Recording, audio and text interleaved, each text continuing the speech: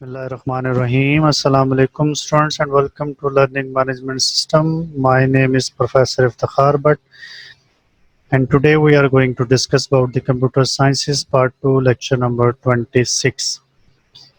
गुज़िश्ता lecture में हम normalisation के बारे में पढ़ चुके हैं और उसके स्टेप्स के बारे में पढ़ चुके हैं कि नॉर्मलाइजेशन के लिए कौन कौन से स्टेप्स होते हैं। लेकिन नॉर्मलाइजेशन का अमल या उस प्रोसेस को शुरू करने से पहले आपने अपने टेबल या टेबल्स में से 4 चीज़ों को आइडेंटिफाई करके रिमूव करना होता है। और वो 4 चीज़ें कौन सी हैं? Number 1 synonyms, number 2 homonyms, number 3 redundant information and number 4 mutually exclusive data. अगर इन चारों में से कोई भी एक या ये चारों की चारों आपके टेबल में मौजूद हैं तो नॉर्मलाइजेशन का अमल सक्सेसफुली नहीं हो पाएगा। तो आपने ये देख लेना है कि कहीं इनमें से कोई एक या चारों चीज़ आपके टेबल में एग्जिस्ट तो नहीं कर रही। तो आज के इस टॉपिक में हम ये देखते हैं कि इनको हम कैसे आइडेंटिफाई करेंगे और रिमूव करेंगे। तो सबसे पहले हम देखते हैं कि सिनोनिम्स क्या होते हैं। सिनोनिम का मतलब ये होता है कि जब आपने एक ही तरह की इंफॉर्मेशन के लिए 2 डिफरेंट नेम्स का इस्तेमाल किया हो तो ये चीज़ सिनोनिम बन जाती है। एक ही तरह की इंफॉर्मेशन के लिए 2 डिफरेंट नेम्स यूज़ कर दिए जाएं so it creates the synonyms. मिसाल के तौर पे आप इस टेबल को देखें कि आपने स्टूडेंट के बारे में इंफॉर्मेशन इस टेबल में स्टोर की हुई है और स्टूडेंट के बारे में ही कुछ और इंफॉर्मेशन दूसरे टेबल में मौजूद है। यह आपका टेबल नंबर 1 है, यह आपका टेबल नंबर 2 है। एक ही एंटिटी है स्टूडेंट और उस एक एंटिटी के बारे में इंफॉर्मेशन आपने 2 डिफरेंट टेबल्स में स्टोर की हुई है। अब ज़रा इस टेबल में इस एट्रीब्यूट को देखें तो इसका टाइटल है रोल नंबर और यहाँ पे इंफॉर्मेशन 302, 303, 4, 5 इस तरह की है। दूसरे टेबल में देखें तो इसका जो एट्रीब्यूट है वो है स्टूडेंट आईडी, लेकिन इसमें इंफॉर्मेशन सेम वही है जो पहले टेबल में रोल नंबर एट्रीब्यूट के अंदर थी। तो इसका मतलब है कि यहाँ पे एट्रीब्यूट डिफरेंट यूज़ किया गया और यहाँ पर भी एट्रीब्यूट डिफरेंट यूज़ किया गया, जबकि इन दोनों एट्रीब्यूट्स में जो इन्फॉर्मेशन है वो सेम है। तो जब सेम इन्फॉर्मेशन के लिए डिफरेंट नेम यूज़ किए जा रहे हों तो इस चीज़ से फिर आपके टेबल में क्या चीज़ आ जाती है? सिनोनिम। अब इसको रिमूव करने का तरीक़ाकार क्या होता है? या तो आप इस एट्रीब्यूट का नाम रोल नंबर रख दें या आप इस एट्रीब्यूट का नाम जो है वो स्टूडेंट आईडी कर दें। दोनों में से कोई एक चेंज कर दें तो आपके टेबल से सिनोनिम रिमूव हो जाएगा। मिसाल के तौर पे हम इसको ख़त्म करके स्टूडेंट आईडी को ख़त्म करके इसका भी टाइटल जो है वो क्या कर देते हैं? Roll number. तो जब इसको भी हम रोल नंबर कर देंगे तो आपके टेबल से जो सिनोनिम है वो रिमूव हो जाएगा। इसके बाद है होमोनिम्स। जब डिफरेंट इंफॉर्मेशन के लिए सेम नेम यूज़ किए जा रहे हों, यानी आपके पास एंटिटी सेम है लेकिन उसमें इंफॉर्मेशन डिफरेंट है और नेम आपने एट्रीब्यूट्स के सेम यूज़ कर दिए। मिसाल के तौर पे यही आप टेबल देख लें तो इसमें स्टूडेंट आईडी मौजूद है और इसमें भी आपने एट्रीब्यूट का नाम स्टूडेंट आईडी कर दिया, जबकि यहाँ पर इंफॉर्मेशन देखें तो कुछ और है और यहाँ पर इंफॉर्मेशन कुछ और है।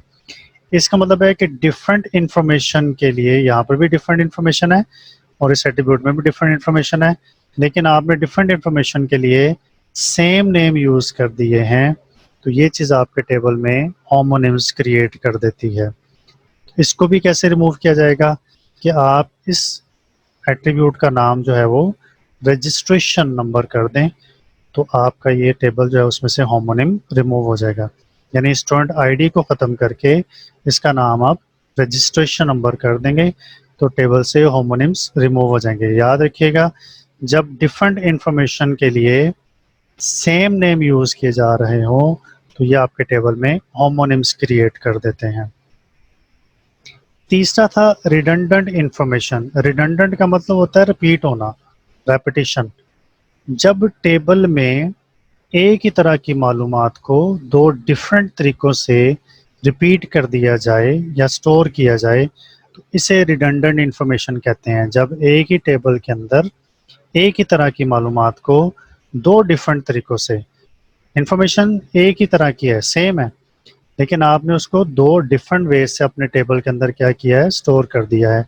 तो इस चीज़ से आपके टेबल में क्या आ जाती है, रिडंडेंट इंफॉर्मेशन। मिसाल के तौर पे ये टेबल ज़रा देखें, तो इसमें एज का जो एट्रीब्यूट है और ईयर ऑफ बर्थ, अगर गौर करें तो ये दोनों एट्रीब्यूट्स एक ही तरह की मालूमात रिप्रेजेंट कर रहे हैं, या इनसे एक ही तरह की मालूमात हम ले सकते हैं। मसलन ईयर ऑफ बर्थ को देखते हुए हम इस स्टूडेंट की एज का अंदाज़ा लगा सकते हैं कि इसकी एज क्या होगी, या इसकी एज को देखते हुए हम इसका ईयर ऑफ बर्थ भी फाइंड आउट कर सकते हैं। तो इसका मतलब ये हुआ कि एक तरह की इंफॉर्मेशन हमने दो डिफरेंट तरीक़ों से अपने टेबल में स्टोर कर दी, जिसका नुकसान ये होगा कि हमारी डेटाबेस के ऊपर रेपिटेशन ऑफ इंफॉर्मेशन से ज़्यादा बर्डन होगा, स्टोरेज डिवाइस के ऊपर ज़्यादा डेटा स्टोर होगा और हमें डेटा एंट्री करने में भी प्रॉब्लम होगी। इसको रिमूव कैसे करना है?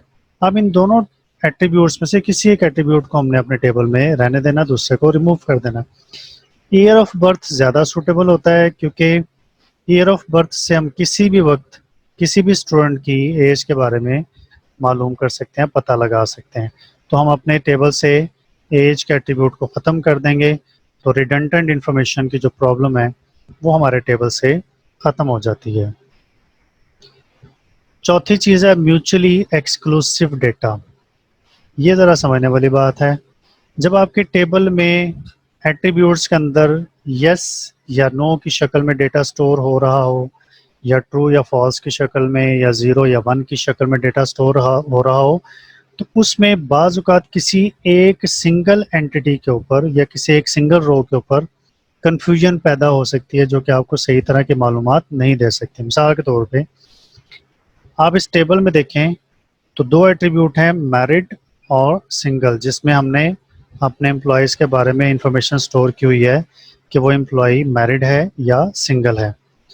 अब इस एम्प्लॉय के बारे में पता चल रहा है कि ये मैरिड है और ये सिंगल नहीं है, यानी इस एट्रीब्यूट में भी इंफॉर्मेशन आपने यस या नो की शक्ल में स्टोर की हुई है, और इस एट्रीब्यूट में भी इंफॉर्मेशन यस या नो की शक्ल में स्टोर की गई है।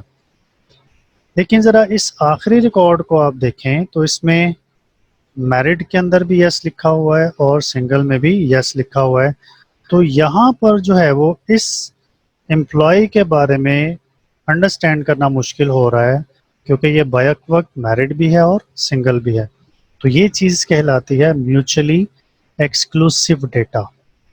इसका हल ये होता है कि हम ऐसे एट्रीब्यूट्स को अपने टेबल में बनाने से अवॉइड करें जिससे इस तरह की कन्फ्यूजन हो, बजाय इसके कि आप मैरिड और सिंगल का अलग अलग एट्रीब्यूट बनाएं, आप एक ही एट्रीब्यूट बना लें जिसका नाम हो मैरिटल स्टेटस।